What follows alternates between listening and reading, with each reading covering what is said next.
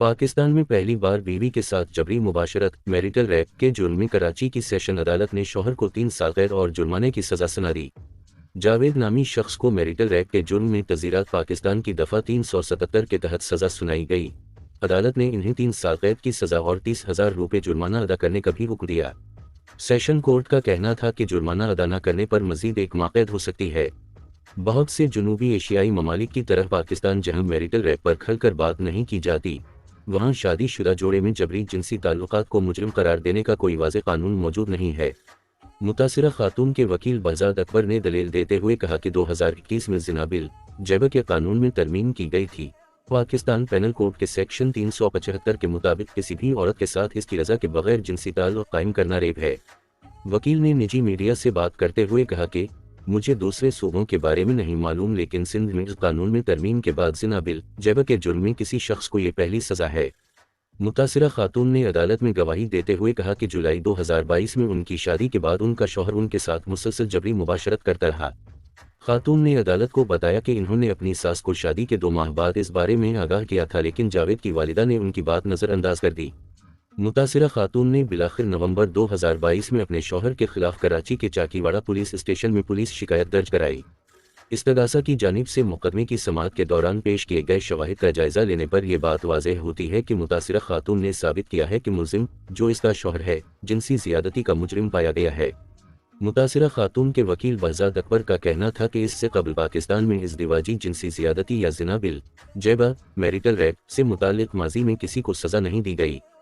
पेशावर के मुज़ाफ़ाती इलाके बड बैर में मुबैना तौर पर वालिद ने अपने बेटे को PTI का झंडा घर पर लगाने पर कत्ल कर दिया है।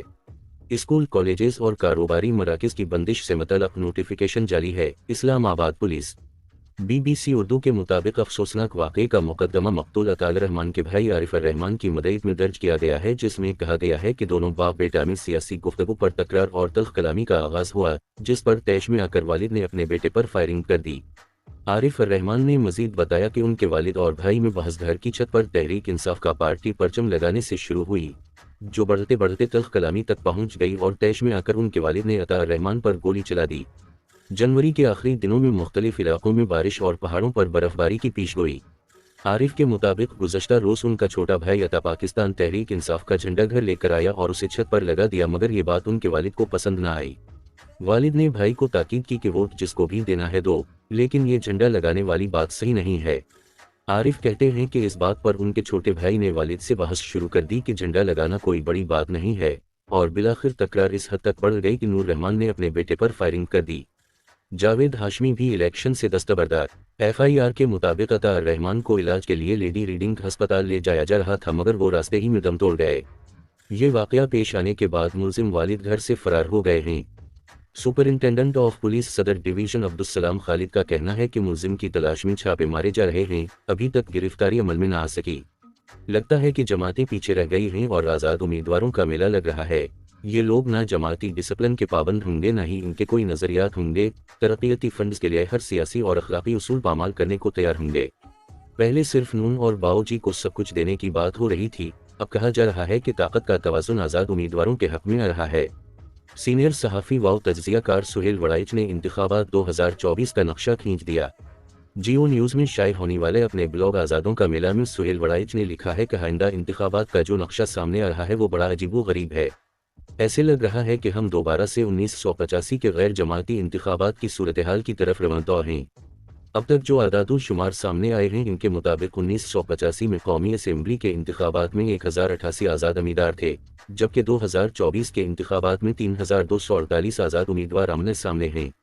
लगता है कि पार्टियां पीछे रह गई हैं और आज़ाद उम्मीदवारों का मेला लग रहा है। बाजवा डॉक्टराइन में कहा जाता था कि 1985 से जो गैर जमाती, गैर नज़रियाती लोगों का कल्चर पैदा हुआ, उसे ख़त्म करना है। 2024 के इंतखाबात से लग रहा है कि वही गैर जमाती और आज़ाद उम्मीदवारों का कल्चर बहाल हो जाएगा। ये लोग ना जमाती डिसिप्लिन के पाबंद होंगे, ना ही इनके कोई नज़रियात होंगे। ये तरक्याती फंड्स के लिए हर सियासी और अखलाकी उसूल पामाल करने को तैयार होंगे। अपने ब्लॉग में सुहेल वड़ाइच ने मजीद लिखा कि ये सूरत हाल जो पैदा होती नजर आ रही है, इसके पीछे हमारी रियासत की नत नहीं बदलती हिकमत अमली है। जब नवाज शरीफ ने लंदन से आना था तो रियासती हिकमत अमली ये नजर आ रही थी कि सारा इक़्तिदार इख्तियार बाओजी की झोली में डाल देना है। इस हद तक कहा गया कि सिंध में भी पीपल्स पार्टी को इक़्तिदार नहीं देना और बाकी सारे रियासती अंडे भी बाऊजी के टोकरे में डाल देने हैं। कुछ हफ्तों बाद सोच में फिर तब्दीली आई। पीपल्स पार्टी को सिंध में दबाने की हिकमत अमली बदल गई और कहा जाने लगा कि स्प्लिट मैंडेट आएगा। वज़ीर-ए-आज़म नवाज शरीफ और सदर आसिफ ज़रदारी बनेंगे। अंदाज़ा ये लगाया गया कि 70 से 80 नशस्तें नून लीग लेगी और 50 से 60 नशस्तें पीपल्स पार्टी लेगी। इनकी मखलूत हुकूमत बनाई जाएगी। फिर यकायक नई हिकमत अमली सामने आई कि तहरीक इंसाफ को आज़ादाना मौका मिला तो वो इंतखाबात सवीक कर जाएगी, इसलिए इंतखाबात को मुलतवी करवाया जाए। इस कोशिश को चीफ जस्टिस काजी फैज़ ईसा ने कामयाब न होने दिया। उसी दौरान जस्टिस अतहर अल्लाह ने एक हमसाफर मुकदमे में इमरान खान को बुरी कर दिया। साथ ही साथ पेशावर हाई कोर्ट ने पीटीआई को रिलीफ दिया तो रियासत और अदलिया में मुकम्मल ठन गई। ऐसी तजावीज़ तक सामने आने लगी कि जजों को फारिग कैसे किया जाए, मगर फिर अदलिया और रियासत में दरमियानी रास्ता निकाल लिया गया। तहरीक इंसाफ से बल्ले का निशान वापस लिया गया तो फिर से हिकमत अमली में तब्दीली नजर आना शुरू हो गई। अब दोबारा से जहांगीर तरीन और अलीम खान की आईपीपी की अहमियत बढ़ गई है। पहले सिर्फ नून और बाऊजी को सब कुछ देने की बात हो रही थी, अब कहा जा रहा है कि ताकत का तवाज़ुन आज़ाद उम्मीदवारों के हक में आ रहा है। रियासत के अहलकार खुश हैं कि अगर आज़ाद उम्मीदवार ज़्यादा तादाद में जीत कर सामने आ गए तो इन्हें हैंडल करना आसान हो जाएगा।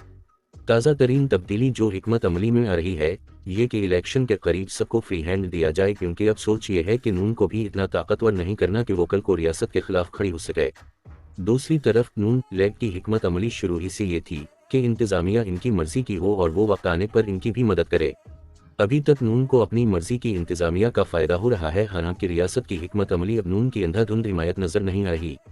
अब अगर रियासत की बदलती हिकमत अमलियों का नाक़िदाना जायज़ा लिया जाए तो साफ नज़र आ रहा है कि सियासी अहदाफ में मुकम्मल कन्फ्यूजन है।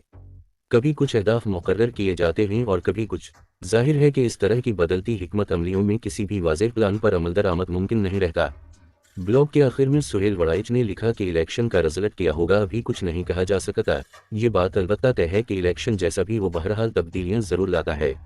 जब तक सियासत और सियासी जमातें मजबूत नहीं होंगी रियासत भी मजबूत नहीं होगी। दूसरी तरफ अहल सियासत को भी अपनी मुआशी मामलात के बारे में अहलियत बढ़ाना होगी। सियासी जमातों के अंदर डॉक्टरों, इंजीनियरों, माहिरीन मईशत और दूसरे प्रोफेशनल्स को लाना होगा ताकि जब भी किसी सियासी जमात को इक़्तिदार में आने का मौका मिले वो उस काबिल तो हो कि मुल्क को मुनज़्ज़म और हसन तरीके से चला सके। आज़ाद उम्मीदवारों की नई सिरे से असेंबली बनाकर क्या सियासत बेहतर हो जाएगी? हरगिज़ नहीं। होगा क्या बस रियासत का कंट्रोल बढ़ जाएगा। रियासत के पास पहले ही बहुत कुछ है, उसे ही कंट्रोल कर ले तो काफ़ी है। सियासत को कंट्रोल करने का ख्याल ही सिरे से गलत, गैर आईनी, गैर जमहूरी और सबसे बढ़कर रियासत के वजूद के लिए ख़तरनाक है।